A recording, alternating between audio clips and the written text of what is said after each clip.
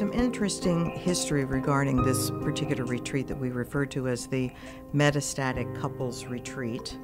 For more than a decade, I've been conducting survivor retreats for women stage 0 to 3, and we've been holding them here at this facility, Bon Secours Spiritual Center, a very relaxing environment, peaceful environment. But I would get emails from women, some I knew, some I did not, saying, when is the retreat for me? I have metastatic disease. When I'd throw my little pity party or whatever at the beginning, you know, and I had that moment of, why is this happening to me? You know, why does this have to happen to me? I'm young, I have 2 young kids, why do I have to be the one going through this? And his response was, it's not happening to you, it's happening to us.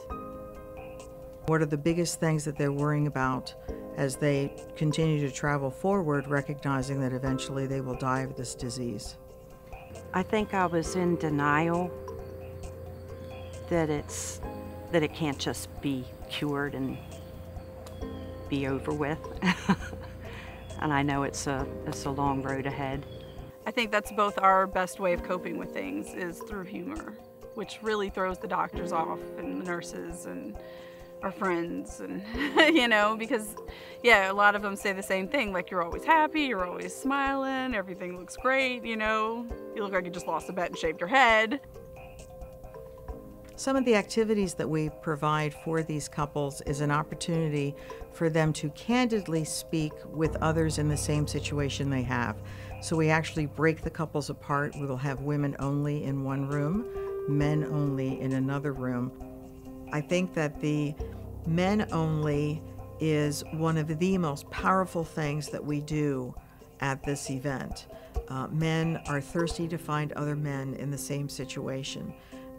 There is a sense of relief when they hear a husband say, this is how I've been dealing with this. I get in my car and I scream and cry and curse. And to find out that all of them get in their car and scream and cry and curse, that they're not alone. You never do fully recover. There's always the new normal, and then they start coming at a faster pace. So as time goes on, it's taking away another chunk of the life you had together and of what your wife used to be able to do. It's harder and harder to see a positive future. And then in bringing them together, it's who feels comfortable in talking about any of those candid discussions that took place in the men's only and women's only room. And one by one, people around the room do speak up and do share. We talked in our group about the loss of hair being, you know, something that people lose their public face, but I've lost my public face and body, and who is that person? I don't recognize her. Well, I know it's inevitable, but it's hard to believe that I actually have it in my bones right now because I feel so good. Right now, I feel like I'm responding to treatment so well that it's almost miraculous. I don't want them to feel like I gave up.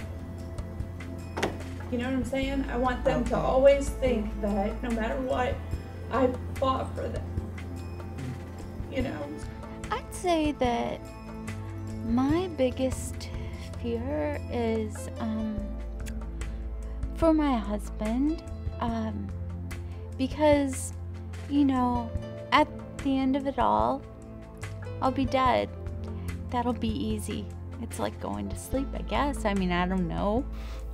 We have provided information about how decisions are made, and that physicians are not God, but also that physicians are hesitant to speak up and really give a time frame, even when in some cases they do know the time frame. Just as I have mentioned, I can see how ill some of these women are, and I can guesstimate how much longer they're going to be here.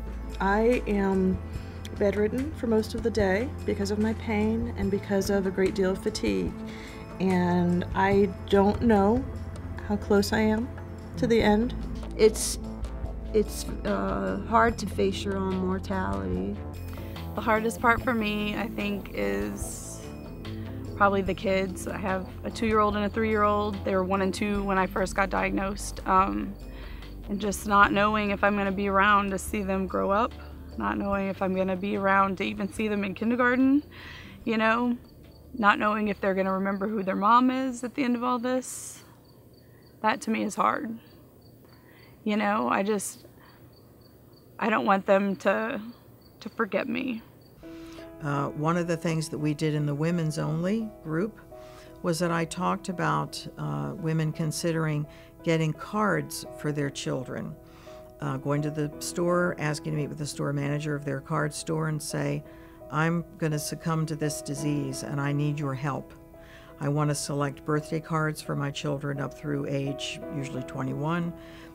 When my child goes to communion for the first time, I want to have a card for that.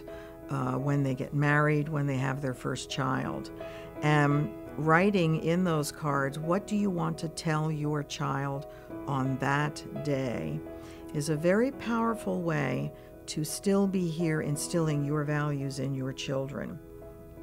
We also have some other sessions looking at some private moments, having massage, having Reiki therapy. We also play the Almost Newlywed game, which is a lot of fun.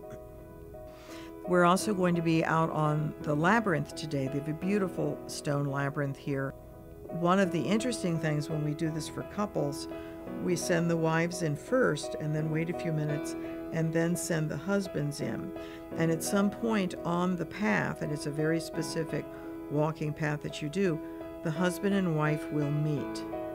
And how they interact with one another, whether they just brush by, whether they stop and hold one another, whether they stop and sob with one another, to me is a very strong symbolization of their love for one another.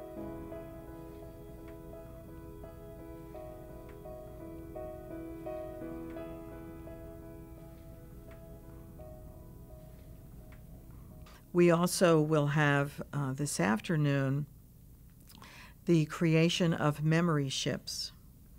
And what this entails is each of the patients will be given a vase in the shape of a hurricane lamp, and it has blue and green sea glass mounted all over the outside. The base is white with sand, and then embedded into that sand are seashells. They will be given a journal, a pink journal, and stones, pebbles, smaller rocks, seashells, and sea glass for them to use today as well as to take home a supply of. And I will ask each of them to go back in time, as far back as they can remember, what was their first happy memory.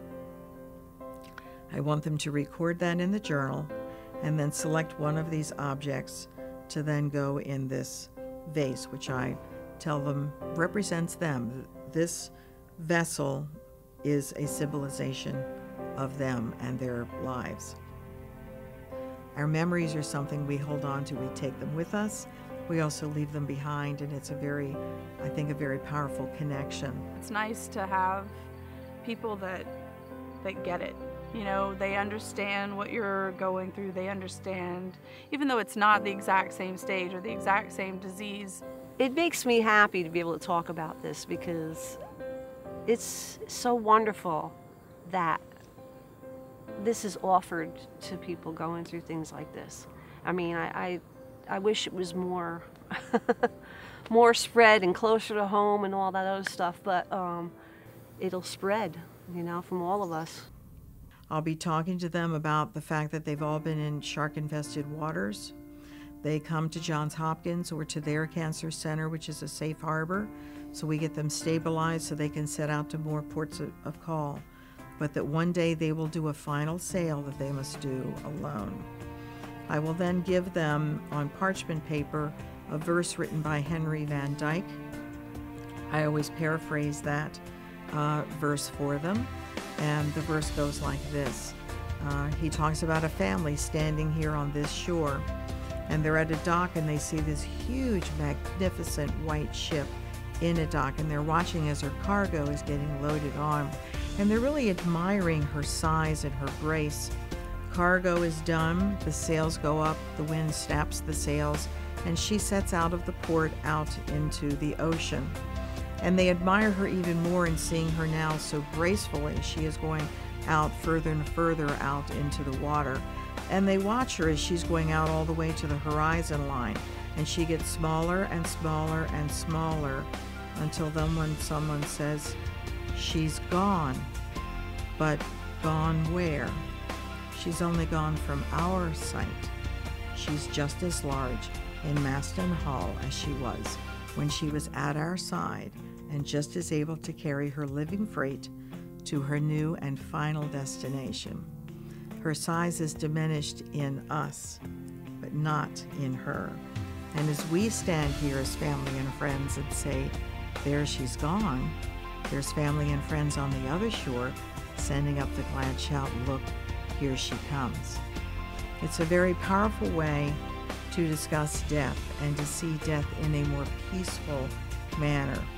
Every single husband who has attended these retreats has used that analogy and will call me and say, we found out today that her sails are up, or we found out that she's getting close to the horizon line. And then they will call me again and say, she's reached the other shore and what time, and who he believes was there waiting for her. And until we have a prevention, true prevention for this disease, I want to make sure these women are not forgotten survivors.